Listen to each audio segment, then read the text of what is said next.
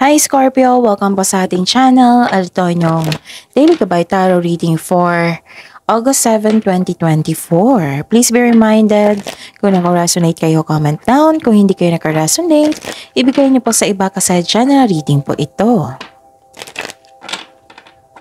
This is for you, Scorpio, ngayong August 7, 2024.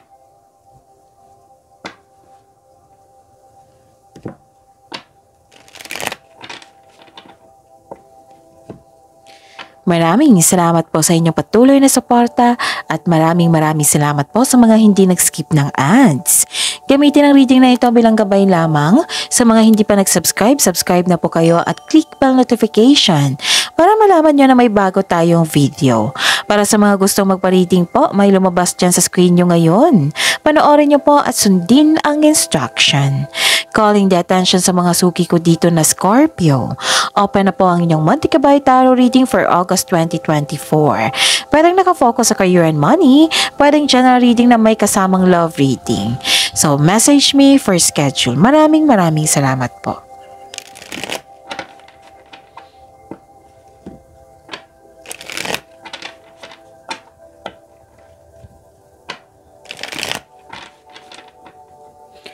Para po ito sa inyo, Scorpio, ngayong August 7, 2024.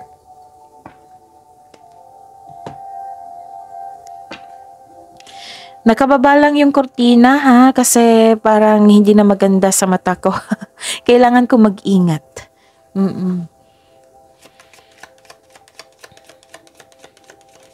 Sana okay lang sa inyong screen ngayon.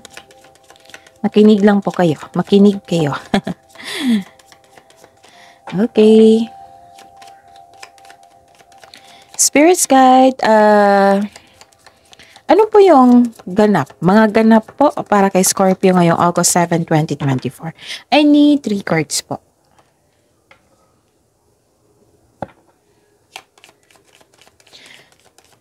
Okay.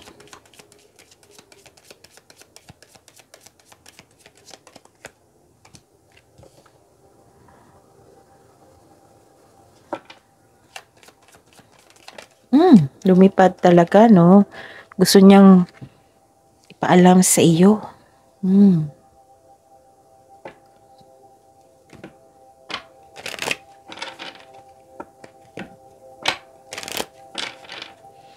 Spirits guide, angels, archangels, guardian angels. Message po para kay Scorpio ngayong August 7, 2024.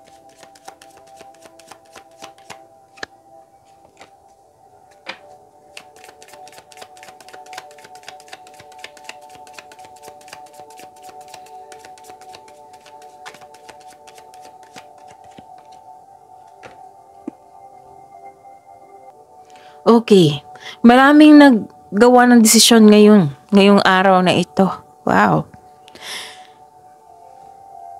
Scorpio, ngayong August 7, 2024, may nakita ko ditong opportunities po. Na kailangan yung bigyan ng desisyon. Siyempre, bago niyan, kailangan ng konkretong plano. Okay? Tapos, nakikita ko dito nahihirapan kayo sa paggawa ng desisyon or hindi kayo makagawa, parehas na nga, parehas no, nahihirapan or hindi kayo makagawa ng desisyon. Oo. Nahihirapan kayo dito nabibigatan, nahihirapan. Parang feeling guilty kayo ngayon. Bakit naman? Anong nangyari, Scorpio?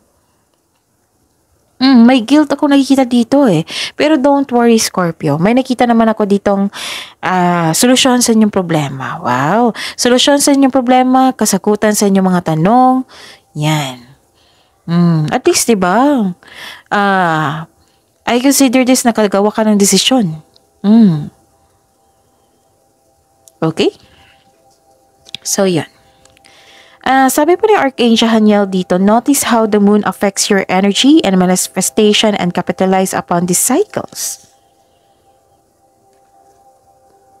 Beloved one.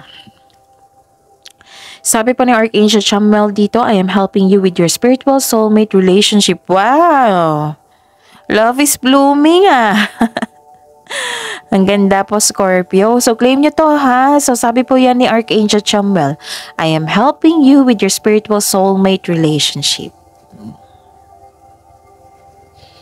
Sa mga may relasyon, sa buhay mag-asawa dito, i-call nyo si Archangel Chamuel, isalin nyo sa prayers nyo. Kasi tutulungan ka na mas maging matatag ang inyong relasyon. Tapos, sa mga single dito, tinutulungan ka dito, na it's time. It's time na sa mga single dito, ha. It's time na mag-blooming yung love life nyo. Wow, excited to si Scorpio. Spirits guide. Ano po yung energy ni Scorpio ngayong August 7, 2024 po?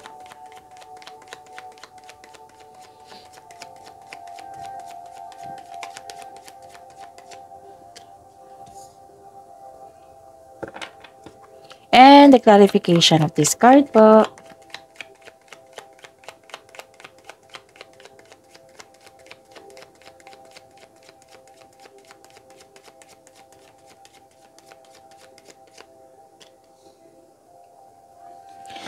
This is a daily reminder para hindi nyo makalimutan, hindi malito, maguluhan. Panoorin nyo po yung last 4 days Gabay Tarot reading nyo, kahit weekly man yan, kahit monthly man yan, basta sunod-sunod po yung date. Okay? So, for example, napanood nyo ito ngayong August 7, 2024. Panoorin nyo po yung August 6, 5, 4, 3. Kung may nakita o narinig kayong repeating message, kailangan nyo po yan bigyan ng atensyon. Kung maaari po, bigyan nyo po ng solusyon at aksyon. Again, calling the attention sa mga suki ko dito na Scorpio, open na po ang inyong monthly Gabay Tarot reading for August 2024. Pwedeng nakafocus sa career and money, pwedeng general reading na may kasamang love reading, okay? So, message me for schedule. Maraming salamat po, Scorpio. Inom muna ako ng tubig. Salitan po.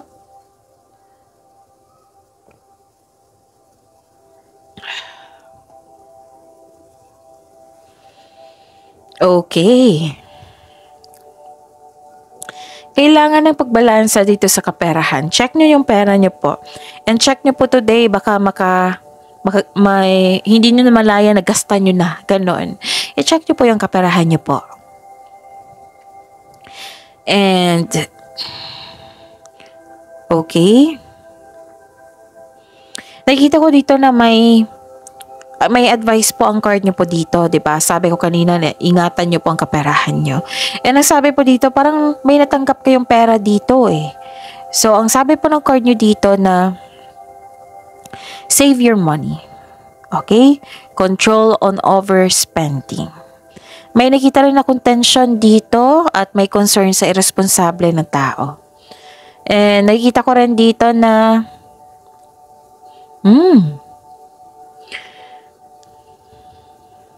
so meron nga.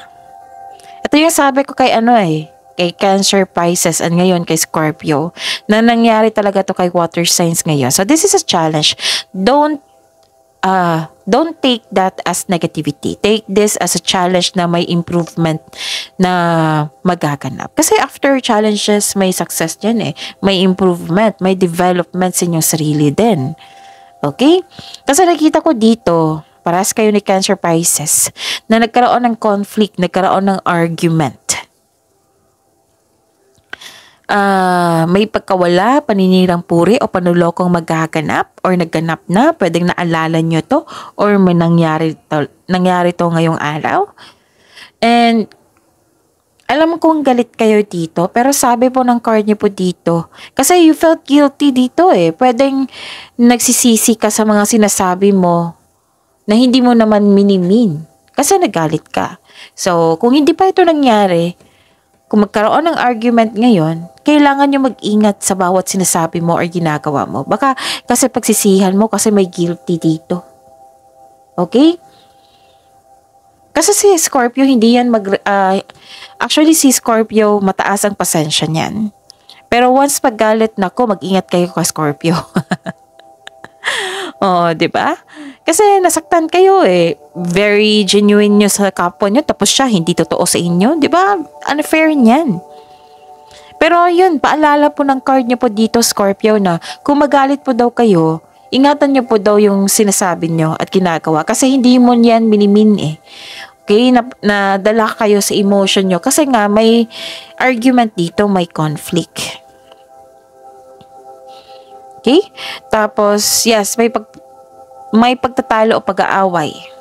This is natural element of all relationship, itong conflict na ito. Lahat naman, wala naman sigurong relasyon na walang argument, conflict, diba? So, dito mo rin makilala mo yung sarili mo kung paano ka mag-handle ng ganitong sitwasyon. And dito mo rin maiisip kung right time na bang magdesisyon. Alam nyo naman yung ibig sabihin yan. Okay? Nagkaroon ng conflict, pwedeng, mag-uusap talaga kayo. So, mag-ingat talaga sa sinasabi nyo. Tapos, sabi pa dito, improve your communication. Yung, kung gusto mo kausapin yung isang tao, improve your communication. Like, hulihin nyo muna yung atensyon niya. Yung i-improve yung communication, like, nakipag-usap ako sa inyo kasi gusto kong i-address yung hurt feelings ko at ikaw rin, para malaman ko rin, para magkaroon tayo ng adjustment kasi gusto ko talaga makipag-usap sa iyo kasi gusto kong maayos to. Ganun. Para alam niya na, hindi pala, gusto pala makipagbate si Scorpio. Hindi naman yan ibig sabihin na siya ang panalo, kayo ang talo, siya ang tama, kayo ang mali. Hindi naman ibig sabihin na ganyan. Kasi, syempre, we're looking for peace of mind, right? So, you're doing this in communication, itong confrontation na ito, just because gusto mo nang magkaayos. Gusto mo nang mas klaro. Okay? Call this, what I meant is, hulihin mo yung mood niya. Yung pagsikapan nyo talaga na makinig talaga siya sa inyo. Kasi minsan, ramdam ko yung inis mo sa taong ito. Oo, kahit ako parang nanggigigil ako. Pero, Scorpio, ang sabi pa ng card dito na natawa ako sa sarili, parang gigil ako eh. Hindi naman ako galit ngayon. Okay. So, energy nyo ito. Some of you. Sinasabi dito, mag-ingat kayo sa sinasabi nyo, tapos focus na lang kayo sa ganong intention mo. Okay? Kung ayaw pa rin niya makinig, wala nang problema sa inyo. Nasa kanya ang problema. Kasi ayaw niyang magbago, ayaw niyang maayos, diba? So, huwag niyo na lang pilitin kasi baka hindi pa tapos yung process niya sa kanyang init ng ulo, sa kanyang emotion. So, yun nga, sinasabi ko kanina, hulihin mo siya yung attention niya. Kasi gusto mo makipag-usap dito para mabigyan na ng solusyon. Gusto mo ng confrontation, yung klarong-klaro. Actually, concerned ka pa rin sa taong ito, Scorpio. Kasi likas talaga yan sa water signs na mabait, maalaga, very concerned. Okay? Yun. Natawa talaga ako, parang gigil ako. So, pasensya na po. Hindi ako galit ngayon. Actually, nagpahinga ako. For 1 hour. Kailangan ko kasing kumain para ma-re-energize ako. So, di ba? Walang rason para magalit ako. So, yan. That is your energy kasi, some of you. Spirits Guide, Career and Money po ni Scorpio ngayong August 7, 2024.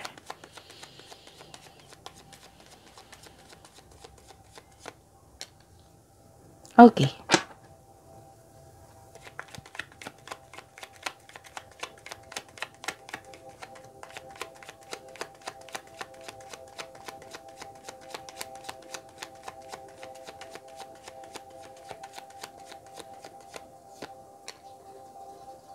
Okay. Scorpio. Para sa mga nagtaka ha, sunburn yan. Baka nakita nyo. Sunburn po yan. Okay. Yun. Wow. Ang ganda. Scorpio. Nakikita ko dito na may pagkakaisa. You're making memories. Nagkaroon ng pagkakaisa po. Ang galing. Actually, may parang customer or kliyente. Basta may bata dito na kausap mo. Pwedeng tinuturuan mo siya, pwedeng inassist mo siya. And you're very happy na kausap itong taong ito, itong batang ito. Okay? And actually, nahihil yung, nagkaroon ng healing nakausap mo itong batang ito. Kasi, bata is, ano yan innocent, diba? Pure energy. Tapos, nag-take time ka sa batang ito, pwedeng tinuturuan mo siya, ina-assist mo siya, pwedeng customer, kliyente mo siya, nare-refresh yung energy mo. So, yun, ang ganda. And may pagkakaisa dito. Actually, ang ganda nito kasi nakikita ko yung support ng family mo or grupo ng tao na para mo ring pamilya. Nagbibigay sila ng motivation sa inyo na ang siyang dahilan nagkaroon kayo ng focus at balik kayo sa pag-achieve ng goal mo. Nag-focus kayo Sila ang dahilan. Ang ganda. Paras kayo ni Pisces and Cancer po. Okay? Okay. May plano kayo mag-outing, Pwedeng reunion ito, ha? May nakita talaga kung nag-spend time kayo sa bata. And, ito na. May pagpatawad na mangyayari. Kasi gusto mo magkaayos. Diba? May pagpatawad. Ang ganda. Sa araw na to, gumagawa ka ng aksyon. So, you're finding solution, which is nakita ko rin dito, di ba? And,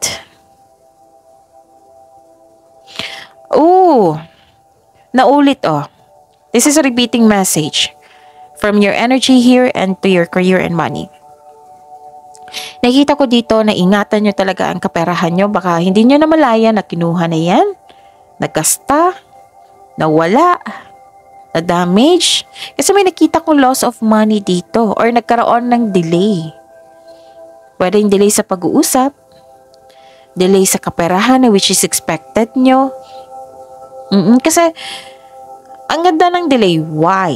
Why nasabi ko yan? Kasi abundance nakita ko. Abundance po ang nakikita ko dito. Blessings, gift from the universe. So, sabi po ng card dito, take time for this energy to take time of your inner child sa bata para ma-refresh yung energy mo. And, after nito, maayos yung energy mo kasi kung magkakaroon ka ng, di ba, may argument, conflict, may blockages So, hindi makapasok yung blessings. Ang blessings is positive energy which is from the universe. So, this is a gift from the universe. Makakapasok lang yan pag okay na inyong energy. So, take time. Ang ganda ng message kasi pinaalam sa inyo kung ano yung solusyon. Which is, nangyari din dito. So, 3 card na nagsabi niyan, ha? So, sinabi dito kung ano yung gagawin mo. Okay? So, re-energize, be calm, take time to the children or to your inner child para ma-refresh yung energy mo. Okay? Para dumating na itong abundance dito. Ang ganda ng abundance is, this is blessings gift from the universe. Posibleng job opportunity, posibleng unexpected sum of money. Kasi nga may nakita ko dito, pwedeng dumating yung malaking pera na naggasta. Pwedeng may nagkaroon ng delay sa pera. Okay? Pero darating po yan, ha? Huwag nyo i-claim na hindi. Huwag nyo hayaan na masira yung energy nyo. Kailangan na steady talaga, na magandang flow niyan. So, may maraming mga solusyon dito. Okay? Spirit Guide, Love Life, Self-Love, Partnership, and Romance. Ngayong August 7, 2024. Para po kay Scorpio. I need 2 cards po. Yun, maraming salamat po sa patuloy na tiwala, suporta sa ating channel at maraming salamat din po sa mga hindi nag-skip ng ads. May lumabas dyan ngayon, kung gusto nyo po iyan, then follow instruction.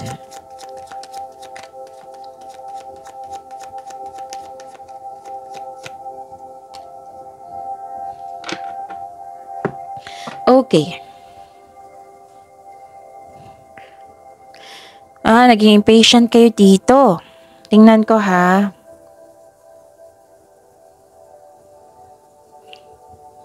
Oo nga.